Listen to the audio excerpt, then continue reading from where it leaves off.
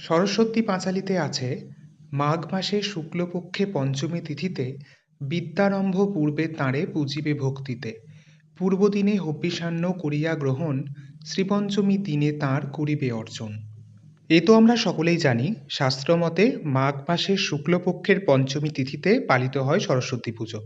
বসন্ত পঞ্চমীর শুভ তিথিতে দেবীর আরাধনা করা হয়। কিন্তু এবছর কবে হবে দেবী সরস্বতীর আরাধনা?